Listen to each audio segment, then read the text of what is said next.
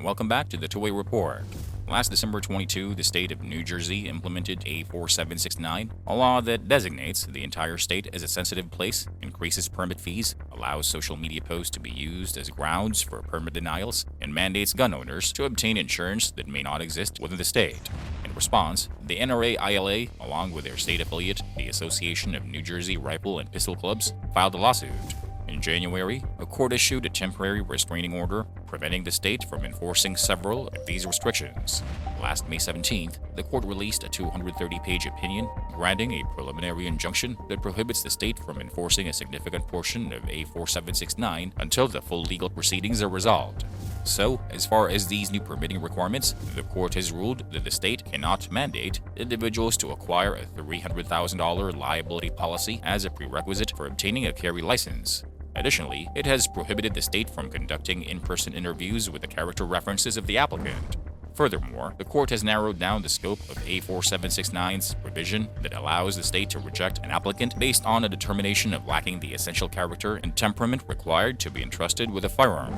Now, there must be objective evidence indicating that the individual poses a threat, and permitting agents can only consider the applicant's public statements for any indications suggesting a potential threat to themselves or the general public. The court took a strong stance against the banned locations referred to as sensitive places in A4769.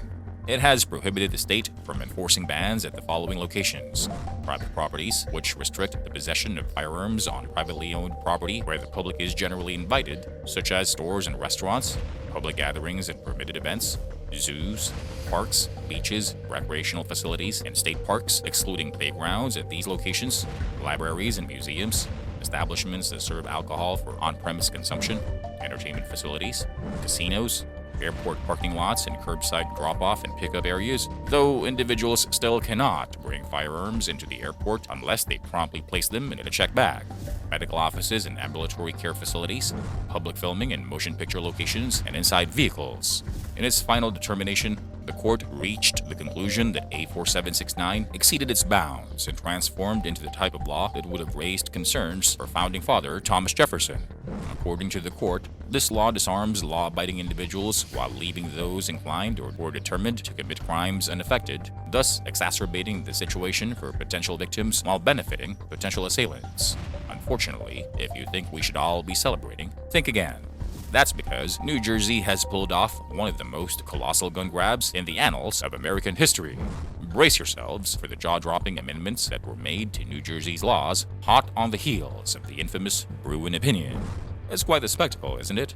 One can't help but wonder, with a hint of mischief, whether they accidentally stumbled upon millions and millions of firearms now deemed illegal, forcing their surrender. Oh, the suspense! Join me as we delve into this mind-boggling situation and uncover the truth behind New Jersey's grandest gun grab to date from across the foreign lands. Now, let's dive into the heart of the matter. Today's story stems from two incredible sources. First up, we have the fantastic website known as The Truth About Guns, which I wholeheartedly recommend you follow. And of course, we can't forget the other gem I've mentioned in the past, ammoland.com. The summer of last year brought about a peculiar phenomenon, the post-Bruin tantrum. The drama. It seems that one particularly blue state had an epic meltdown over the New York Pistol and Rifle Association's win. They simply couldn't handle it and decided to pass even more oppressive, dare I say, unconstitutional laws than the ones previously struck down. Enter New Jersey, number one to be left behind in the amendment game. They decided to make some adjustments to their gun laws, including amendments to the illustrious New Jersey Statute 2C39-3. Let's unravel the mystery, shall we?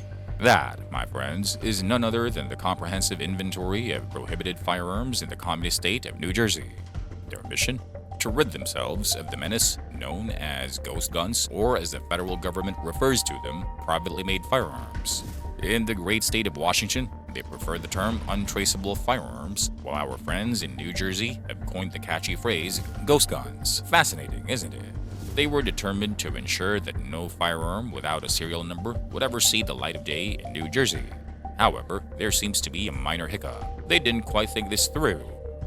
Yes, New Jersey and its extraordinarily expansive definition of what qualifies as a firearm.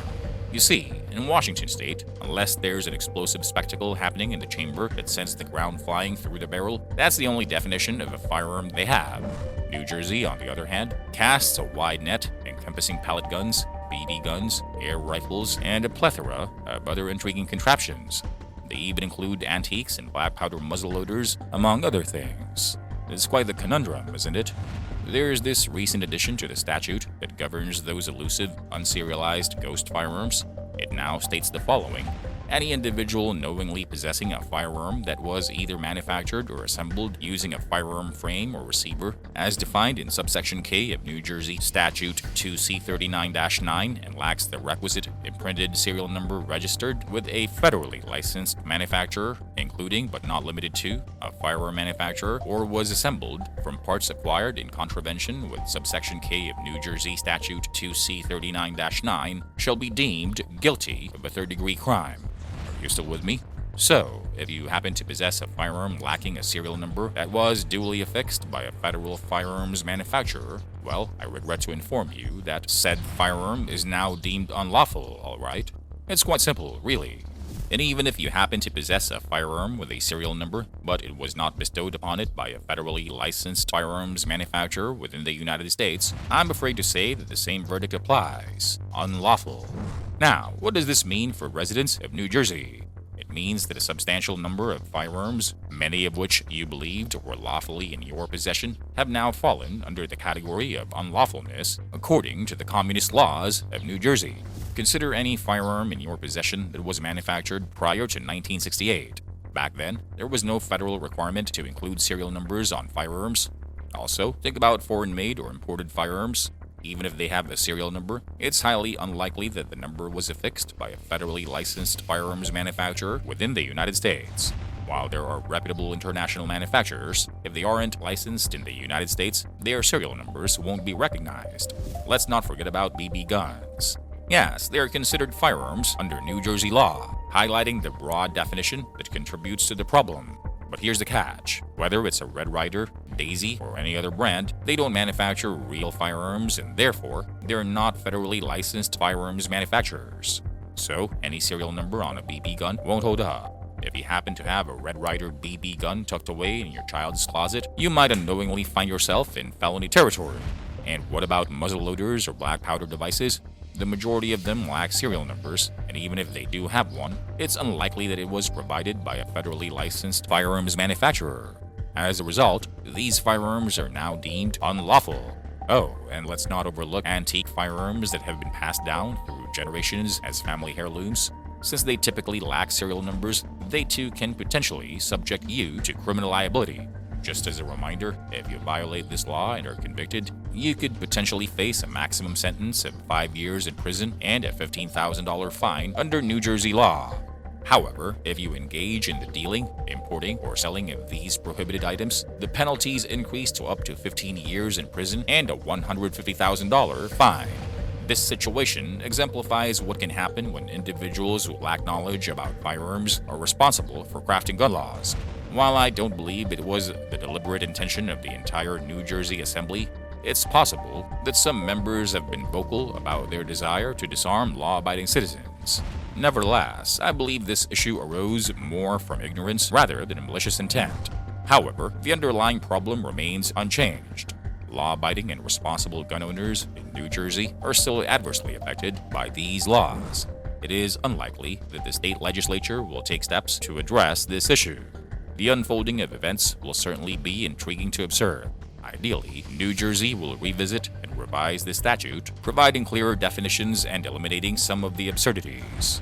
In the meantime, if you reside in New Jersey and own a firearm that falls within the scope of this law, it is crucial to be well informed and aware of its implications. I understand that you may have further inquiries regarding our Second Amendment rights or any related matters. Since we're not lawyers here, just people who are passionate about our Second Amendment rights, I advise you contact a lawyer. But I want to emphasize the importance of being a law-abiding and responsible gun owner, as we frequently discuss. If you have family and friends living in the communist state of New Jersey, please share this video with them so they know what's going on. It'll also help our channel grow if you can click on the like and subscribe buttons and that little notification bell too. Thanks for watching, and you have a good one.